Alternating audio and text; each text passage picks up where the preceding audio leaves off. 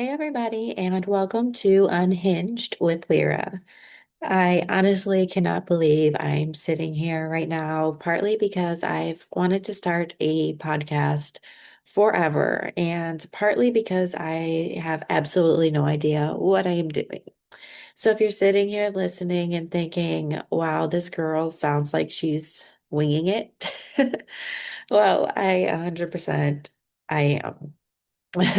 So, welcome to the chaos. Now, today's episode is going to be a little different because before I start bringing on guests, exposing drama, reading stories, discussing things that should probably stay in the group chat, I figured you should probably know who I am because you're probably asking yourself right now, who is this woman?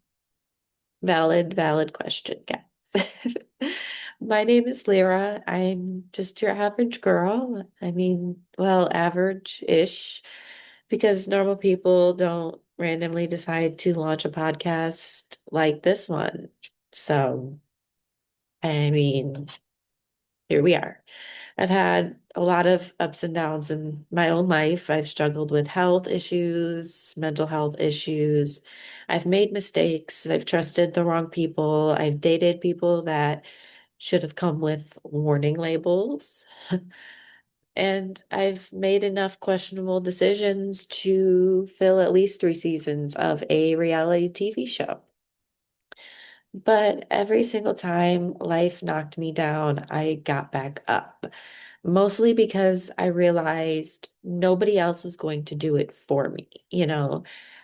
Wouldn't that be nice though? Imagine if life came with a customer service line like, hello, yes, I'd like to report a problem. What seems to be the issue? My entire life. Have you tried turning it off and back on again? Okay, sorry. Anyways, at this point, I try just about anything. Life gets messy and everybody experiences that mess differently. I mean, some people get divorced, some lose jobs, some get their heart broken, and some ex people accidentally text the wrong person and spend the next 6 months pretending they moved to another country. We've all been there.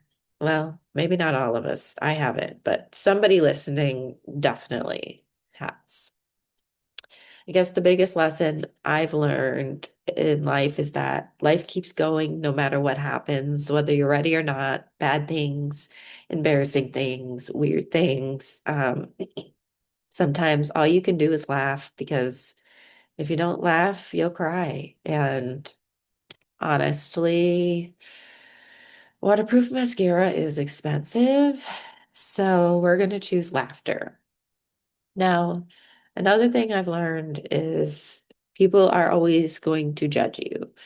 I mean, you could save a puppy from a burning building and somebody would comment that puppy looked comfortable. People are weird and people are wild. You can't make everybody happy, so stop trying. Do what makes you happy, unless what makes you happy is putting mayonnaise on a spoon and eating it, then maybe seek guidance. But I know from experience that life gets hard and it's up to you how you deal with it. You can roll with it, roll with the punches and get back up, or fold under pressure.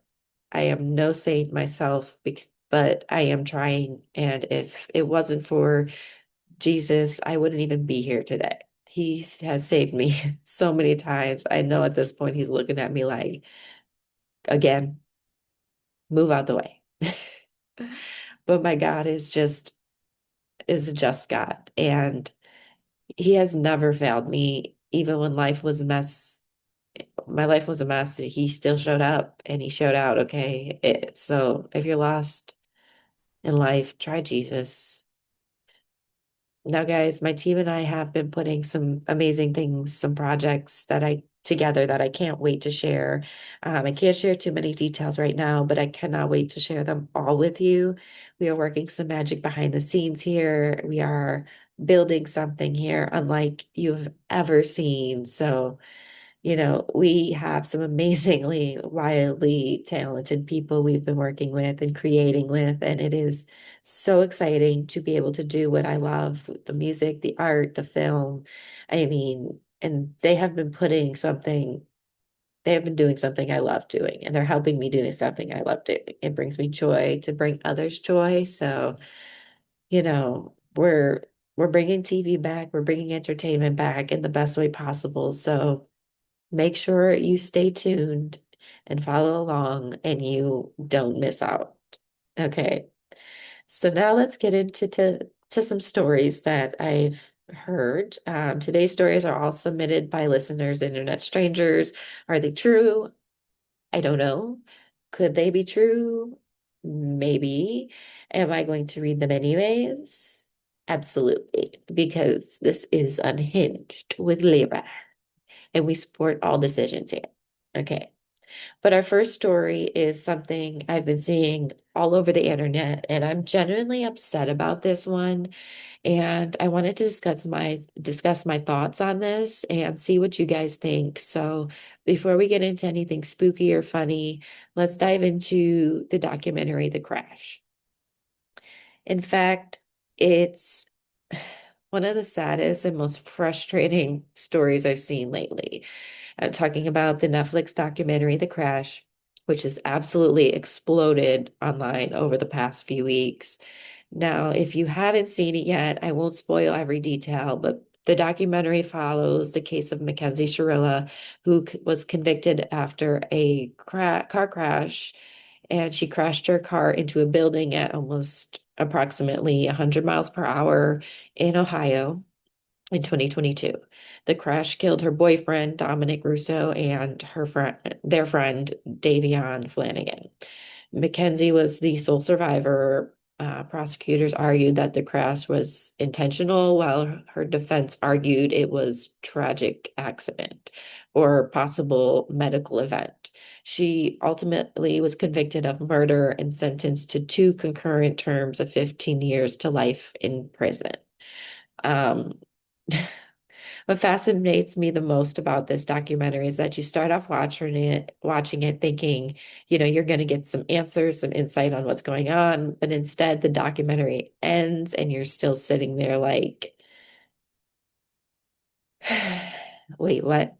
Like it just because every answer seems to create 10 more questions. And for me, in my opinion, that's why this case has become such a massive topic. People really want to know what happened in that car, and it's only one person who can tell us. And I don't know. I don't think we'll ever get the answers to this case that we want. I mean, one of the biggest criticisms people excuse me, what it, I can't talk. Um, the biggest criticism people have since the documentary came out is that Netflix may have left out details that were discussed in, different programs and court coverages and things like that. For example, um, some viewers pointed out that the documentary doesn't spend much time on the allegations involving coded language between Mackenzie and her mother. They were using in the hospital and after the crash, even now in jail, which for me is like, why did you need to talk in this mysterious language or whatever just to talk to the police? It is just very sus to me, okay? Because if you wanted to prove you're innocent, why try to deceive people with the language you're speaking and making a made up language? She asked her mother something along the lines of, can we just say I have a seizure, which was translated later on, which girl, you're just making it worse for yourself. I mean, the experts they have to decode this stuff, they do this for a living. And I don't know why you thought that would get by unnoticed. It's beyond me. I mean, other coverage of this case highlighted body cam footage and testimony surrounding conversations that her and Dominic had. Another topic that continues to be debated involves claims that she had driven that route prior to the crash. Some something that some of these commentators argue could support the prosecution's theory of intent. However, supporters of Mackenzie dispute that interpretation and continue to argue that there's no evidence to prove premeditation. Um, and there are the friends. Some viewers walked away wondering why certain people seemed reluctant, to participate in parts of the investigation, but weren't willing to appear, were willing to appear in documentaries, but wouldn't help the police. Other people argue that grief affects people differently and that public appearances don't necessarily reflect what happened during the investigation. If they were trying to help prove their friend's innocent, though, why not help? It seems very calculated to me, and there's a lot of concerns about these friends removing things from the car allegedly while, her friends were dying in the car before police arrived. There's a lot of controversy kind of going around about that. And that's where this case gets really complicated because everybody seems to have an opinion. Everybody has a theory. Um, Everybody thinks they know exactly what happened, but at the center of all the arguments, all the documentaries, all the YouTube videos, all the TikToks, all the social media debates, there are two young men who lost their lives tragically, and I have two young sons myself. So my heart goes out to that family of Dominic and Davion. Two families were changed forever because of one person and whether she did it intentionally or not.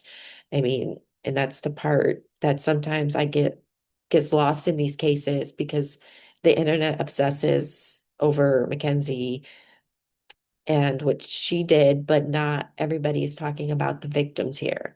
And it is very clear from the documentary and these things that I've seen online and all of that, that Mackenzie wants fame. She doesn't care what it takes to get it. She thinks she's winning since the world is talking about this case, but honey, no, no, no. This is not a paycheck. You murdered your friends, and you and only you and God know what happened in that car. And I hope one day she brings closure to these families. Uh, I mean, since the documentary was released, the public's reaction has been intense. Some viewers believe that the documentary was too sympathetic towards Mackenzie, while others believe it didn't give enough attention to her defense. And many people finished watching with more questions than answers. I mean, online conversations are continuing, debates are continuing, everything from her prison interview to her appeals and whether she has shown enough accountability or remorse, which I don't think she has. And if you ask me, the mother knows everything and is helping her cover it up or trying to protect her daughter. I mean, her mom is still running her social media, trying to help her become famous. I mean, this this girl is not going to learn a thing if her mother and father do not cut her off and let her find out what true consequences are. The uncertainty here is haunting. It's knowing that years later, people are still arguing over what the motive was, the intent, the accountability, and what really happened in those final moments before the impact. Some stories get solved, some mysteries get explained, and some cases leave people debating forever. And this feels like one of those cases. I know Dominic's sister has a podcast out now trying to decode everything and go through everything to get this noticed. If you've watched the crash, let me know what you think. Did the Netflix documentary leave out important details? Do you think, did they change your opinion with the documentary, or did you finish it with more questions than when you started? Because after watching it, I honestly feel like we're all still searching for answers. I think the whole story is heartbreaking and horrifying, but I do hope that this girl never gets out, which I don't think she will. Anyways, now let's jump into a story that I got. So our story starts off romantic, which should have been the first warning sign here because every horror movie starts with somebody having a wonderful time, right? Yeah. Nobody ever says everything was terrible and I go, shut up. It always is, we're having the best weekend of our lives, and then bam. So this couple goes to Pittsburgh. The husband proposes. Everything is magical. The hotel is beautiful. The room has a giant Japanese soaking tub. So, amazing. I would love a tub like that. So at around 3 in the morning, they hear what sounds like a pencil rolling across the surface, not dropping, not falling, just kind of slowly rolling. Now, here's the thing. I already would have been suspicious because who even uses pencils anymore?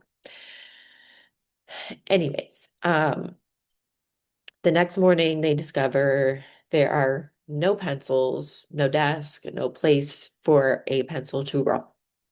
So naturally, they do what every rational adult does, and they ignore it.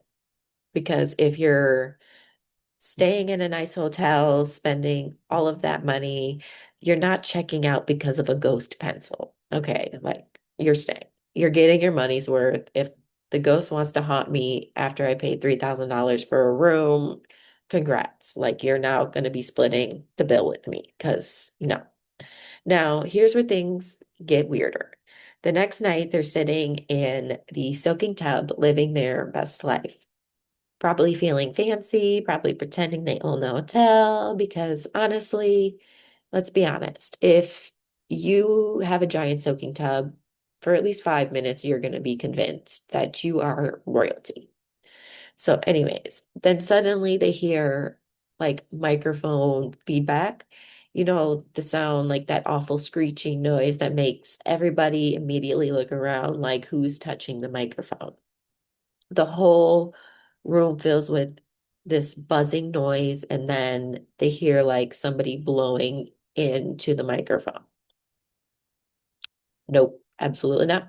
That's why the way I would have launched myself out of that bathtub so fast, forget a towel, forget dignity, I'm out. I'm gone. Okay. So the husband jumps out, wraps himself in a towel, and starts searching the room. He finds nothing, no speakers, no microphone, no PA system, no explanation. Just two people standing there wondering if they've lost their minds.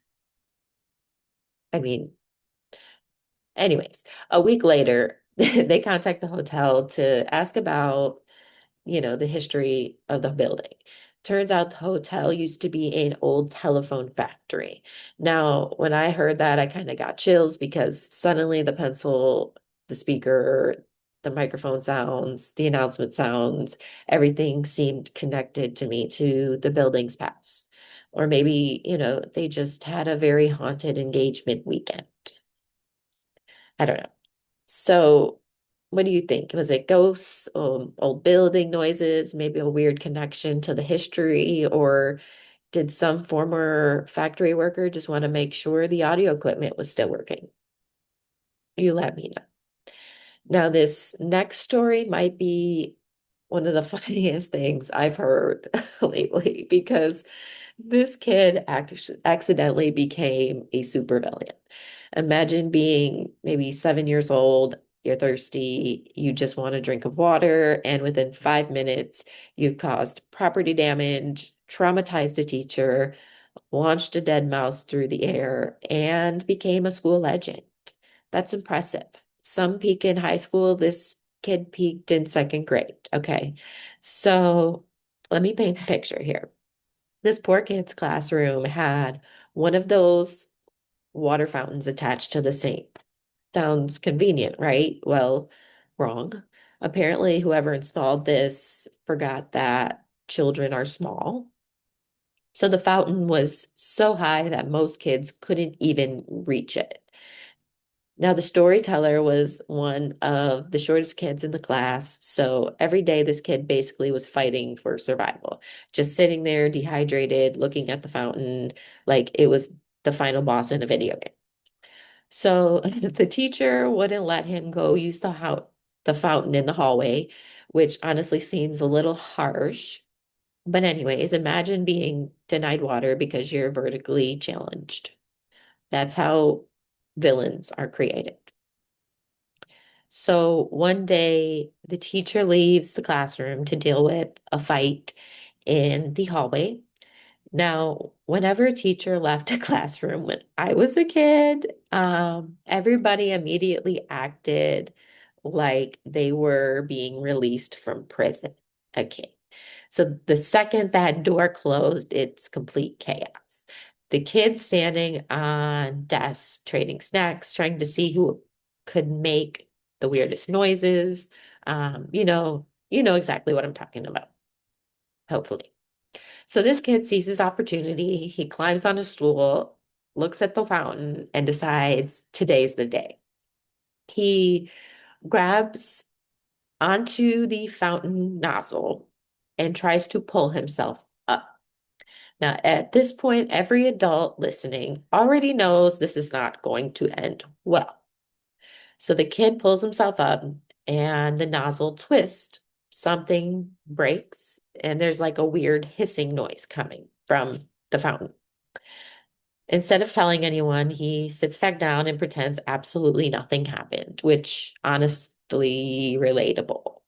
Because your first instinct is maybe if I don't move, nobody will notice, especially in second grade. Okay. So class continues, teacher comes back in, everything seems fine. Then the teacher starts hearing this hissing noise and she's getting annoyed. So she walks over to the the cabinet under the sink and opens it. And boom, water explodes everywhere. Like the classroom became SeaWorld suddenly. But it gets worse.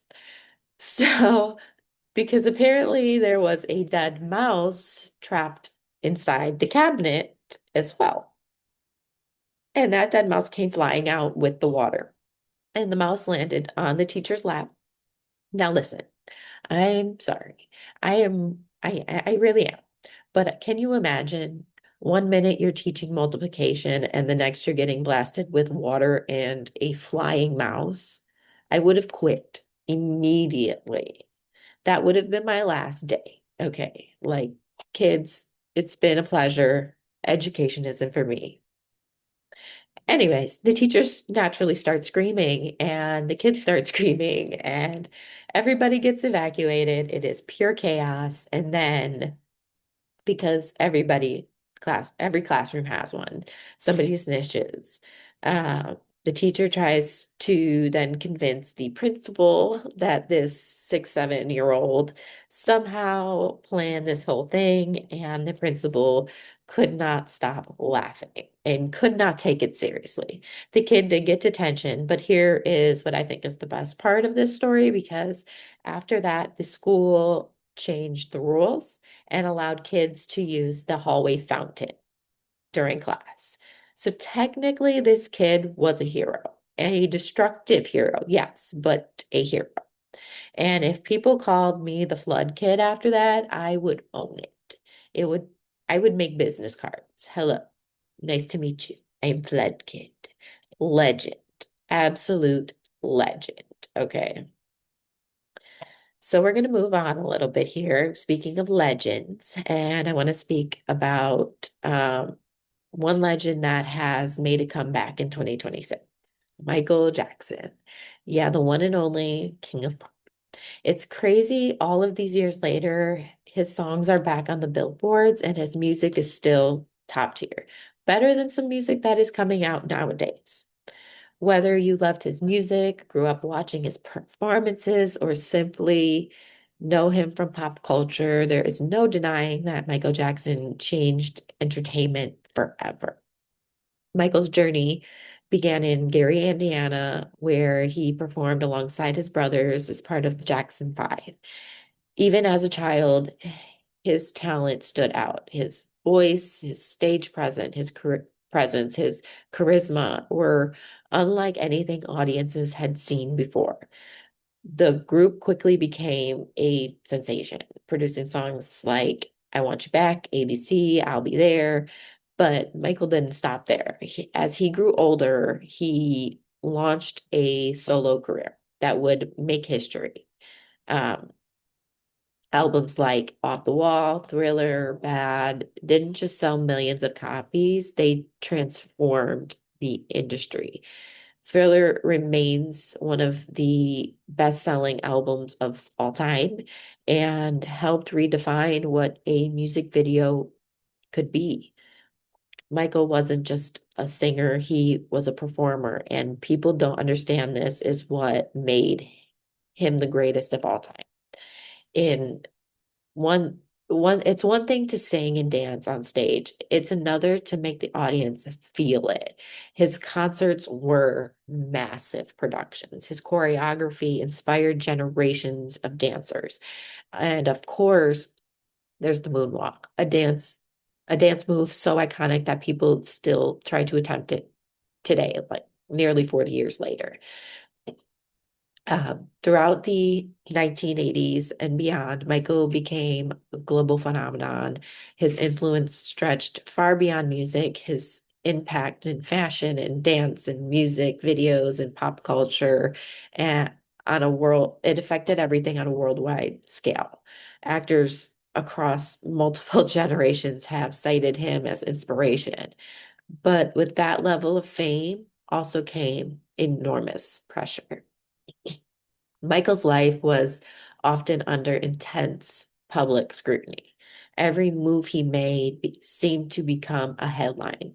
While many people remember the records, awards, and performances, others remember the controversies that followed him throughout his career. His life remains one of the most discussed and debated stories in entertainment history.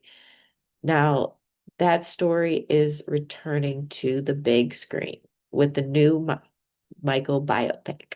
Um, the movie stars Michael's nephew, Jafar Jackson, in his first major role ever. Many fans have been amazed, including myself, by how closely Jafar resembles his uncle in both appearance and performance. And the film follows Michael's rise from his childhood days with the Jackson Five to his emerge as one of the greatest entertainers the world has ever known. One one of the most talked about aspects of the film is the fact that Jafar spent years preparing for this role, studying Michael's performances, his mannerisms, his dance style, what he liked, what he disliked. Early audiences praised, his ability to capture Michael's energy and stage presence. The f- the film features many recreations of, Michael's most iconic moments, including performances by songs from the Jackson 5 era, Off the Wall era, Bad era, Thriller era, and since its release, the movie has sparked plenty of conversation among fans and critics. Um, some viewers have praised the performances, music, and nostalgia, while others have debated how the film handles certain aspects of Michael's life and legacy. Despite all those discussions, audiences around the world have shown strong interest in revisiting the story of one of music's most influential figures. And that's what makes Michael Jackson so fascinating. Years after his passing, people are still talking about him, his music, his performances, his influence, and the impact he left on the entertainment world. Few artists have managed to come close to creating a legacy that continues to inspire generation after generation, even decades after they have passed.